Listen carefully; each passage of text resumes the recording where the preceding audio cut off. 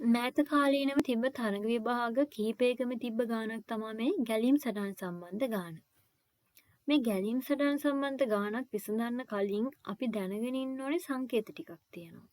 අපි බලමු මේ සංකේත ටික මොනවද කියලා. ඔයාලට මේ මෙතන පේනවා ඉලිප්ස් ආකාරය. මේ ඉලිප්ස් ආකාර සංකේතෙන් කියන්නේ ප්‍රොසෙස් එක ආරම්භය සහ අවසානය. ස්ටාර්ට් එකයි එන්ඩ් එකයි. ඊළඟට ඔයාලට පේනවා මෙතන ඊතලයක් ඇරෝ එකක් පේනවා. මේ ඇරෝ එකෙන් කියන්නේ එහාට යන්න කියන එක. ඒ කියන්නේ ඒ දෙසට ගමන් කරන්න කියලා ප්‍රොසෙස් එකේ ඊතල වලින් පෙන්වු කරන්නේ. ඊළඟට මෙතන තියෙනවා ඍජුකෝණාශ්‍රාකාර කොටුවක්. මේ කොටුවෙන් කියන්නේ අනිවාර්යයෙන්ම ඒ ගාන සම්බන්ධව හරි උපදේශක් තියෙනවා නම් ඒ උපදේශය විතරයි. ඒ කියන්නේ පිටත්ව යන්න මේක ගන්න මේක කරගෙන යන්න කියලා මොකක් හරි උපදේශක් දීලා තියෙනවා නම් ඒ උපදේශ තමයි මෙන්න මේ ඍජුකෝණාශ්‍රාකාර කොටුවට එන්නේ. ඊට පස්සේ ඔයාලට පේනවා මෙතන කිරිබත් කොටුවක හැඩයක් සංකේතයක් තියෙනවා. මේ සංකේතයෙන් අනිවාර්යයෙන්ම කියන්නේ මොකක් හරිම ප්‍රශ්නාර්ථයක් විතරයි. ඒකට එන්න ඕනේ අනිවාර්යයෙන්ම ප්‍රශ්නාර්ථයක් විතරයි.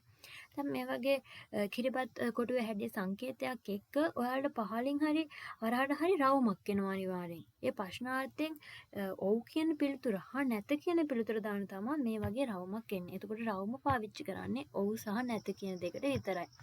දැන් ඔයාලට මේ සංකේත ටික ගැන මොකක් හරි පොඩි හරි අවබෝධයක් ලැබෙන්නේ නැති. අපි බලමු ගිහිල්ලා ඊළඟට ගානට. මෙන්න මේ වගේ ගානක් තමයි දීලා තිබ්බේ. එතකොට මේ ගානේ කියලා තිබ්බා T1 ක්‍රියාකාරකම ආරම්භ කරන්න, T2 ක්‍රියාකාරකම ආරම්භ කරන්න, T3 ක්‍රියාකාරකම ආරම්භ කරන්න, T4 ආරම්භ කරන්න සහ ඒ ක්‍රියාකාරකම කරගෙන යන්න ක්‍රියාකාරකම සිදු කර අවසන්ද කියලා මෙන්න මෙහෙම A B C D E F කියලා අපිට පැහැදිලිව දීලා තිබ්බා.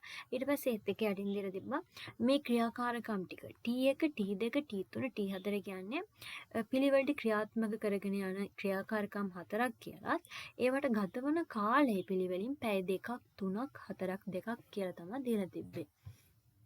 අපි දැන් යමු දීලා තිබ්බ ගැලීම් සටහනට. මේ වගේ ගැලීම් සටහනක් තමයි දීලා තිබ්බේ.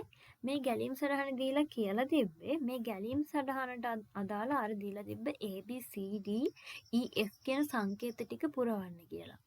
දැන් ඔයාලට මේ ගැලීම් සටහන පේනවා ඇති. මෙහෙම තමයි ගැලීම් සටහන දීලා තිබ්බේ.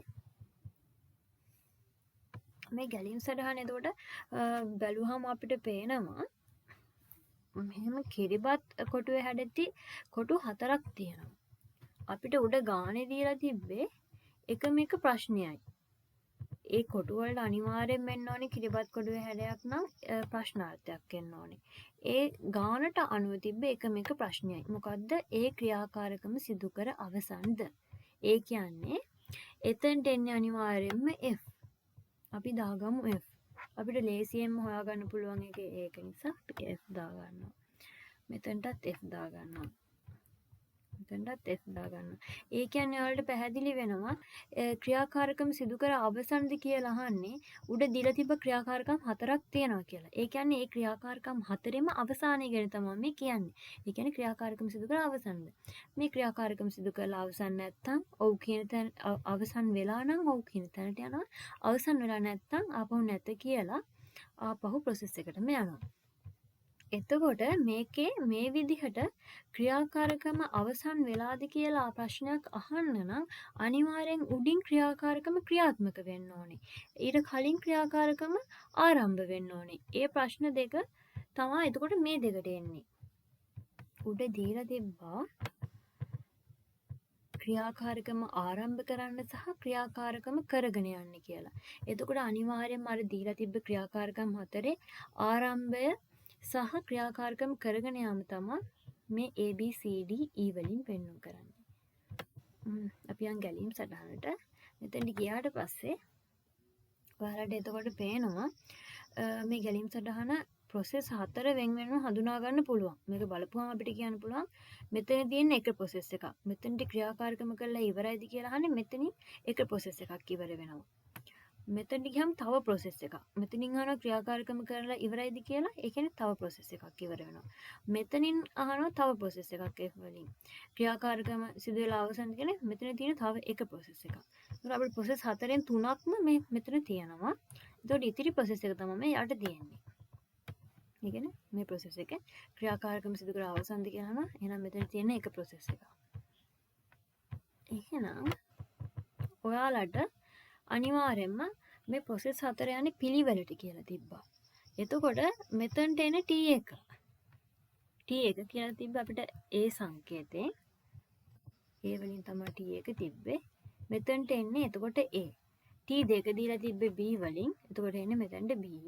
ඒ කියන්නේ දෙවෙනි ක්‍රියාකාරකම ආරම්භ කරනවා. එතකොට මෙතනට එන්නේ C. T3 ක්‍රියාකාරකම කියලා තිබ්බේ C නිසා C දාගන්න. ඒ කියන්නේ T3 ක්‍රියාකාරකම ආරම්භේ. ඊට පස්සේ ක්‍රියාකාරකම් 1යි 2යි 3යි ඉවර වුණාට පස්සේ තමයි හතරවෙනි ක්‍රියාකාරකමට යන්නේ. එතනකොට මෙතනට එන්නේ T4. ඒ කියන්නේ අපිට D වලින් දීලා තිබ්බේ T4 ක්‍රියාකාරකම ආරම්භ කරන්න කියන එක තමයි මෙතනට එන්නේ. එතකොට අපිට තව දැන් අපි දීපු ප්‍රශ්නෙට අදාළ කොටස් වලින් මේකත් ෆිල් කරගත්තා මේකත් ෆිල් කරගත්තා A B C D F feel කරගෙන ඉවරයි. අපිට තව තියෙන්නේ එකයි ෆිල් කරගන්න. ඒ තමයි ක්‍රියාකාරකම කරගෙන යන්න කියන එක. යන්න ගැලීම් සටහනට බලන්න. එතකොට අපිට තව පුරවන්න තියෙන්නේ හතරයි. මෙතන තියෙනවා මෙතන තියෙනවා මෙතන තියෙනවා තව පල්ලෙහා ක්‍රියාකාරකමත් මෙතන මැද උපදේශක් හිස්ව තියෙනවා. එතකොට මේ ඍජුකෝණාශ්‍රාකාර කොටස් වලින් කියන්නේ මොකක්ද? උපදේශක් සම්බන්ධ වෙන්න ඕනේ. එතකොට අතන තිබ්බේ ක්‍රියාකාරකම කරගෙන යන්නේ කියන එක. හරි. පළවෙනි ක්‍රියාකාරකම ආරම්භ කරා. හරි එහෙනම් මෙතනට එන්නේ පළවෙනි ක්‍රියාකාරකම කරගෙන යන්න. හරි ක්‍රියාකාරකම කරගෙන යනවා. මෙතනින් අහනවා ක්‍රියාකාරකම කරලා අවසන්ද?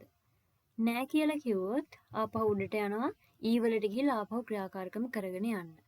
ඊට පස්සේ මෙතනට එනවා ක්‍රියාකාරකම කරලා අවසන්ද? ඔව් කිව්වොත් හරි කරලා ඉවරයි. දැන් යනවා දෙවෙනි ක්‍රියාකාරකමට. දෙවෙනි ක්‍රියාකාරකමට ගිහිල්ලත් ක්‍රියාකාරකම දෙවෙනි එක ආරම්භ කරන්න. හරි ඊට පස්සේ දෙවෙනි ක්‍රියාකාරකම කරගෙන යන්න. එතනටත් එන්නේ එතකොට ඊමයි.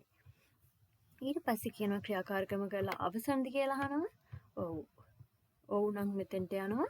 නැතිනම් ආපහු ඊ වලටම යනවා මෙතන. ඊට පස්සේ මේ පැත්තට ගත්තාම මෙතන ක්‍රියාකාරකම 1 ගියා. මෙතන ක්‍රියාකාරකම 2. ක්‍රියාකාරකම 3 තමයි මෙතන තියෙන්නේ. තුන්වෙනි ක්‍රියාකාරකම ආරම්භ කරන්න කියලා එනවා. ඊට පස්සේ අනිවාර්යයෙන්ම උපදේශ ක්‍රියාකාරකම කරගෙන යන්න කියන එක මෙතනට මේ ඍජුකෝණාශ්‍රාකාර කොටුවට එන්නේ. ඊට පස්සේ ඒක ක්‍රියාකාරකම දැන් සිදු කර අවසන්ද කියන එක මෙතන F වලින් අහනවා. අවසන් නැතිනම් ආපහු උඩට ගිහිල්ලා E වලටම යනවා ක්‍රියාකාරකම සිදු කරගෙන යන්නේ කියලා. අවසන් නම් හරි මෙතනට ආවා ක්‍රියාකාරකම සිදු වෙලා අවසන්. හරි දැන් අපිට process තුනක් ඉවරයි. මෙතන පළවෙනි process එක ක්‍රියාකාරකම ඉවර වුණා. මෙතන දෙවෙනි ක්‍රියාකාරකම ඉවර වුණා. මෙතන තුන්වෙනි ක්‍රියාකාරකම ඉවර වුණා. ඒ තුනම ඉවර වුණාට පස්සේ අනුපිළිවෙලට අපි හතරවෙනි එකට යනවා. ඒතර හතරවෙනි ක්‍රියාකාරකම ආරම්භ කරා D වලින්. හරි ඊට පස්සේ ක්‍රියාකාරකම සිදු කරගෙන යන්නේ කියන විධානය මෙතනට එන්නේ. ක්‍රියාකාරකම දෙවෙනි එක උපදේශක් නෙන්නේ. ඒ නිසා හරි ඊට පස්සේ ක්‍රියාකාරකම සිදු කරන අවසන් දෙකන ප්‍රශ්න එනවා මේ කොටුවේ. ඊට පස්සේ කල්ලි ඉවරයි නම් ඔව් ක්‍රියාකාරකම් හතරම ඉවර වෙනවා මෙතනින්.